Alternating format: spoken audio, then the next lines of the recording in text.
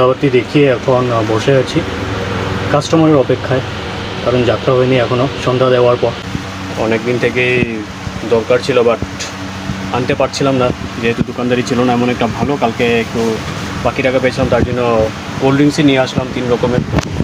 এই দেখুন, Pepsi zero sugar extra piece, এটা অনেকেই বেশি সেলস আছে। গুড মর্নিং, কেম ছে my lovely viewers and welcome to my blog. আর হলো অনেক সময় দোকানে আসার, আজ 3 রকমের কোল্ড ড্রিঙ্কস নিয়ে আসলাম। অনেক দিন থেকেই দরকার ছিল, বাট আনতে পারছিলাম না, যেহেতু দোকানদারি ছিল না এমন একটা ভালো। কালকে একটু বাকি টাকা পেয়েছিলাম, তার জন্য কোল্ড ড্রিঙ্কসই নিয়ে আসলাম 3 রকমের।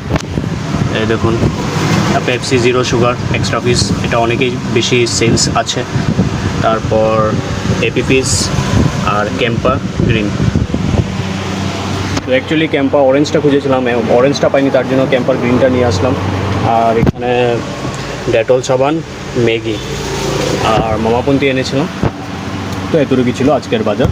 চলুন সব কিছু ঠিকঠাক করে নিই। তারপর অনেক দূরে খিদেও পেয়েছে, সকালে কিছু খেয়ে আসিনি, তারপর ব্রেকফাস্টটাও করে নেব। সন্ধ্যাবাতি দেখিয়ে এখন বসে আছি কাস্টমারের অপেক্ষায়, কারণ যাত্রা হয়নি এখনও সন্ধ্যা দেওয়ার পর কখন আসে কাস্টমার।